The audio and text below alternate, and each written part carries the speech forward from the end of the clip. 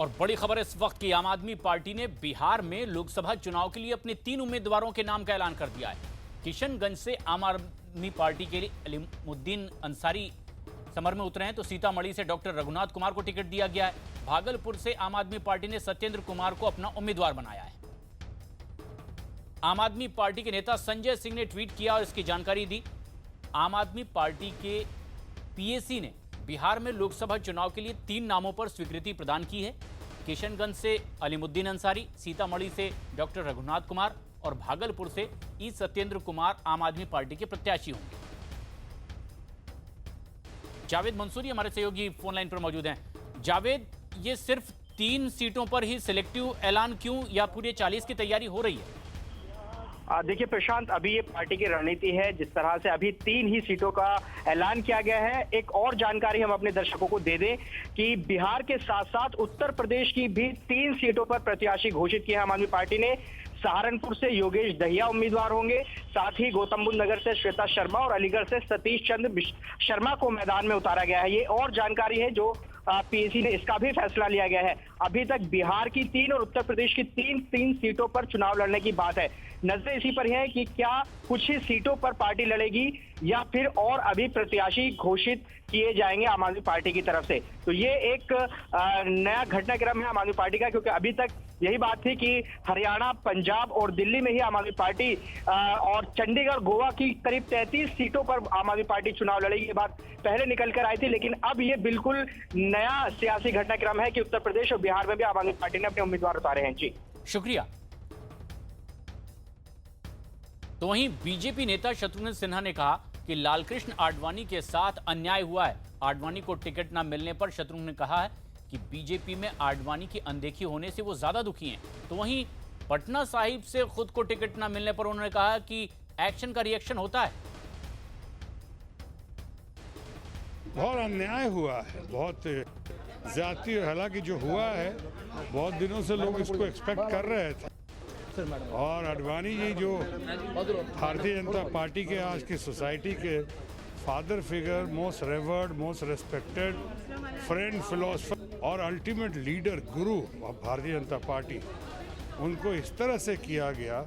बहुत पहले जसवंत सिंह जी को जिस तरह से उन्होंने वो शिफ्ट कराया वहाँ से, उसके बाद यशवंत सिन्हा जी को, स्टेट्समैन को, अरुण शौरी जैसे विद्वान को, ऊपर से मुरली मनोहर जोशी जैसे परम विद्वान, वो कहाँ। और आज आखिरकार अंतोगत वही किया जो आडवाणी जी के साथ हुआ। शत्रुघ्न सिन्हा का बीजेपी पर आरोप। लेकिन इस बीच बिहार के डिप्टी सीएम सुशील मोदी ने ट्वीट करके शत्रुघ्न सिन्हा पर हमला बोला है और कहा है, शत्रु जी मुफ्त की मित्रवत सलाह है, उम्र के इस पड़ाव पर अपनी और फजीहत मत कराइए। पटना साहिब में 5 बीजेपी के एमएलए हैं, पोलिंग एजेंट भी आपको मिलना मुश्किल हो जाएगा। बेहतर होगा चुनावी जंग छोड़ दें और यशवंत क्लब में शामिल हो जाएं। तो उधर बीजेपी ने राहुल गांधी पर अब तक का सबसे बड़ा हमला बोला है। बीजेपी ने राहुल गांधी की संपत्ति पर सवाल खड़े किए हैं और निशाना साधा है। बीजेपी नेता रविशंकर प्रसाद ने राहुल गांधी से सवाल पूछा कि आखिर 2004 से लेकर 2014 तक उनकी संपत्ति इतनी ज्यादा कैसे बढ़ी। From a mere 55,38,123 in 2004, your asset grew to 9 crore in 2014. हम ये जानना चाहेंगे। अगर हम गलत बोल रहे हैं तो आप सफाई दे दीजिए। हमने कुछ दिन पहले प्रेस कॉन्फ्रेंस किया था कि एचएल पहवा साहब के बारे में बताया था कि कैसे एचएल पहवा साहब ऐसे शख्स हैं कि पूरा परिवार उन्हीं से जमीन खरीदता है, बेचता भी है। 26 लाख की जमीन खरीदी गई। राहुल जी की बहन ने भी जमीन खरीदी और उनको महंगे दाम पे बेच दिया। पहवा जी ने कहा मेरे पास फंड नहीं है, तो फंड उनको एक थम्पी साहब ने दे दिया।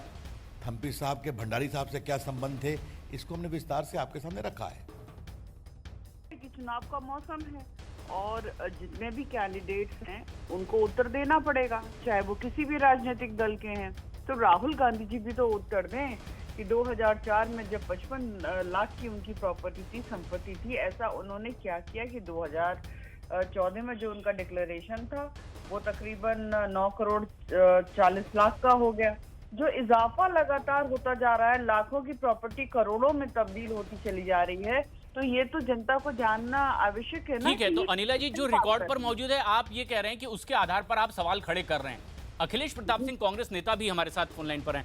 अखिलेश जी, ये बीजेपी कह रही है कि 55 लाख की संपत्ति 10 साल में 9 करोड़ कैसे हो गई? जवाब आपको देना पड़ेगा। हमला सीधे राहुल गांधी पर है। देखिए, बीजेपी झूठ बोलने की मशीन है। मोदी जी उसके मुखिया हैं झूठ बोलने की मशीन के। सत्ता में बैठे हैं और विपक्ष से जवाब मांग रहे हैं। ये नया सिस्टम शुरू हुआ है भाजपा के राज्य में, प्रश्न विपक्ष से। अरे भैया जवाब दो कि क्या हुआ? 15 लाख नौकरियां कहाँ गई? 15 लाख रुपए। अखिलेश जी, आपसे बड़ी विनम्रता से एक निवेदन हम कर रहे हैं। ये बताया जा रहा है कि 55 लाख रुपए 2004 में बताया गया, 14 तक 9 करोड़ हो गई। ये तार्किक बात है कि ये स्टैटिस्टिक्स आंकड़े के आधार पर इसका जवाब दिया जा सकता है। आपने तहकीकात की इसकी? मैं आपसे पूछता हूँ, आप मुझसे पूछ रहे हैं, मैं आपसे पूछ रहा हूँ। भागिएगा नहीं, रुकिए। क्या था 9 साल पहले 55 लाख प्रॉपर्टी में क्या था बताएंगे आप? और क्या चीज बढ़ा है बताएंगे आप? क्या 9 करोड़ का हुआ? आप मुझसे सवाल कर रहे हैं, पहले होमवर्क कर लीजिए। अनिला सिंह जी, ये अखिलेश प्रताप सिंह जी ये जानना चाहते हैं कि किस चीज में बढ़ोतरी मान रहे हैं आप? ये बड़ा वाजिब सवाल भी कर रहे हैं अखिलेश प्रताप सिंह कि आप ये जो बढ़ोतरी बता रहे हैं, आरोप लगा रहे हैं राहुल गांधी पर, ये किस चीज की बढ़ोतरी का आरोप है?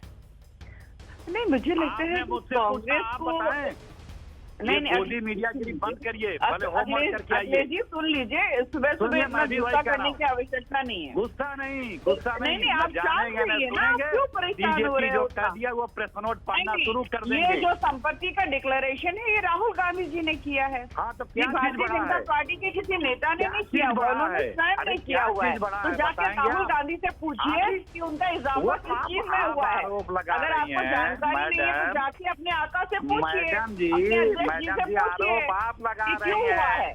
आज सवाल है, चैनल कर रहा है, आप बताइए। चाहे वो राहुल गांधी हो, सोनिया गांधी जो है वर्ल्ड की मोस्ट पावरफुल रिच लेडीज में आती हैं, और राहुल गांधी बता देंगे। आप चले जाइए उनके पास।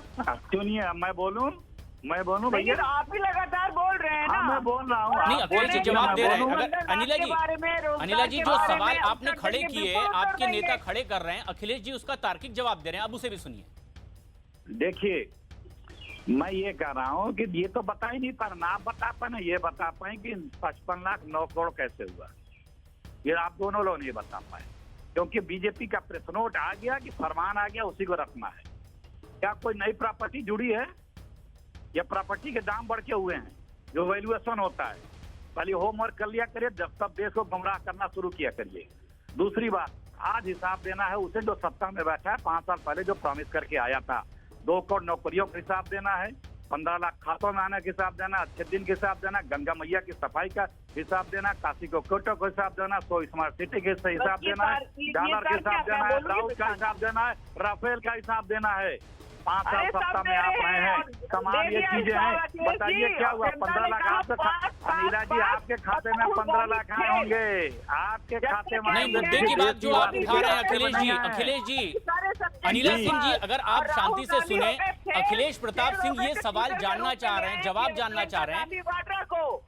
अनिला सिंह जी, क्या उसी प्रॉपर्टी का वैल्यूएशन आज के वक्त में बढ़कर के इतना हुआ है? तो ये फिर तो सवाल गलत होगा जो अखिलेश प्रताप सिंह सवाल खड़े कर रहे हैं। क्या वही प्रॉपर्टी है जिसका वैल्यूएशन अब बढ़ चुका है? अरे प्रशांत जी, अखिलेश जी की हिम्मत नहीं है राहुल गांधी से झूठ बोलना काम है।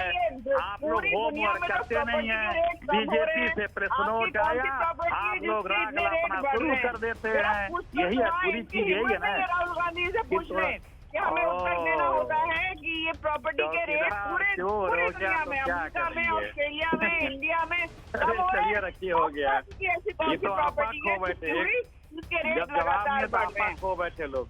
अरे नहीं, कांग्रेस हो रही है कि राज बब्बर घबरा के मुरादाबाद से मना कर देते हैं, फतेहपुर सीकरी पहुंच जाते हैं। घबराई तो कांग्रेस है, बीजेपी क्यों घबराएगी? 15 लाख नहीं देंगे आप ना, 2 करोड़ नौकरियां नहीं देंगे, गंगा मैया की जवाब नहीं देंगे, गरीब से पूछे, 15 नहीं डॉलर के जवाब नहीं देंगे। हो गया भाई, रखना भाई, मैं लड़ने नहीं आता भाई, हो गया। धन्यवाद एंकर साहब, धन्यवाद। इंडिया में धन्यवाद। कैश वैश नहीं चलता, जो आप लोगों के नंबर 2 की सारी आमदनी करते थे, करवाते थे धन्यवाद। कांग्रेस वाले, सब समा। नंबर 2 भाजपाइयों के यहाँ मिल रहा है, नंबर 2 का पैसा, ये नंबर 2 के आदमी है।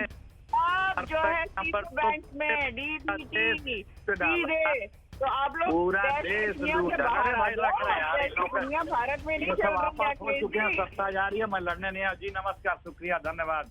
न्यूज 18 जरा होमवर्क करके आया, नहीं पाओगे Bharatiya Janata news party 18 homework करके आया करो, होमवर्क करके आया। अखिलेश प्रताप सिंह जी, सवाल कांग्रेस खड़े कर रही है तो उसका जवाब बीजेपी से लिया जा रहा है, बीजेपी आप पर सवाल खड़े कर रही है तो उसका जवाब आपको देना होता है और आप भड़क रहे हैं। लेकिन आपने फोन काट दिया है। अनिला जी, जो एक वाजिब सवाल पूछा गया अखिलेश प्रताप सिंह की ओर से कि क्या ये वही प्रॉपर्टी है जो पहले राहुल गांधी ने शो करी थी या फिर इसमें बढ़ोतरी हुई है, कोई नई प्रॉपर्टी जुड़ी है जिसे लेकर ये सवाल खड़े किए गए? देखिए प्रशांत जी, मैंने तो यही पूछा ना अखिलेश सिंह जी से कि अरे राहुल जी से पूछ कर आओ ये कौन सी प्रॉपर्टी है। पूरी दुनिया में तो प्रॉपर्टी के रेट जो हैं वो गिर रहे हैं, इनकी ऐसी कौन सी प्रॉपर्टी आ गई जिसके रेट जो है वो लगातार बढ़ रहे हैं? बता दें, भारत की जनता को भी बता दें। तो ये सियासी घमासान और आगे बढ़ता जा रहा है। कांग्रेस अध्यक्ष राहुल गांधी के अब 2 जगहों से चुनाव लड़ने की खबरों पर बीजेपी और कांग्रेस के बीच जमकर सियासी घमासान मच गया। राहुल गांधी अमेठी के साथ साथ केरल के वायनाड से भी चुनाव लड़ने की खबर आ रही है और इसे लेकर अब अमेठी में 2014 में उन्हें टक्कर देने वाली स्मृति ईरानी ने ट्वीट किया है और तंज कसा है। कांग्रेस की तरफ से रणदीप सुरजेवाला ने स्मृति ईरानी पर पलटवार किया है। सबसे पहले हम ये बताते हैं कि अमेठी में राहुल गांधी के खिलाफ चुनाव लड़ रही केंद्रीय मंत्री स्मृति ईरानी ट्वीट करके किस तरह से हमला कर रही हैं। स्मृति ईरानी ने ट्वीट किया है और लिखा है, अमेठी ने भगाया, जगह जगह से बुलावे का स्वांग रचाया, क्योंकि जनता ने ठुकराया। सिंहासन खाली करो राहुल जी की जनता आती है। तो जब स्मृति ईरानी ने इस तरह से ट्वीट कर राहुल गांधी पर हमला किया तो जवाब मिलना था और मिला भी। कांग्रेस की ओर से कमान संभाली रणदीप सुरजेवाला ने ट्वीट किया और लिखा, स्मृति ईरानी के इस ट्वीट पर चांदनी चौक ने हराया, अमेठी ने हराकर भगाया, जिसे बार बार जनता ने ठुकराया, हर बार राज्यसभा से संसद का रास्ता पाया, अब अमेठी ने हार की हैट्रिक का माहौल बनाया। कि मैं नहीं समझता हूं कि अलग अलग जगह से कौन राहुल गांधी जी को लड़ाना चाहेगा और कौन फोन करेगा। इसका मतलब कि राहुल गांधी अमेठी से डर गए हैं, अमेठी में अपनी हार को देखते हुए कहीं और भागने की योजना बना रहे हैं। राहुल गांधी जी पूरे देश के नेता हैं। हर प्रदेश की यूनिट और लोकसभा की यूनिट चाहती है राहुल गांधी उस प्रदेश से उस लोकसभा चुनाव लड़ें। अमेठी भी मानती है, क्योंकि राहुल गांधी से रिश्ता सिर्फ लोकसभा का रिश्ता नहीं है, अमेठी से राहुल गांधी का रिश्ता पारिवारिक है। अगर केरल प्रदेश से राहुल गांधी जी को चुनाव लड़ने की कोई प्रस्ताव है, अमेठी इस बात से सहमति जताती है कि राहुल गांधी दक्षिण भारत से भी चुनाव लड़ें। राहुल गांधी जी कांग्रेस के अध्यक्ष, कांग्रेस की पैतृक सीट के रूप में अमेठी को जाना जाता है, लेकिन अब तक वह जनता की आंखों में धूल झोंक पाने में सफल रहे थे। लेकिन आभास है कांग्रेस को कि अब अमेठी में कमल का फूल खिलेगा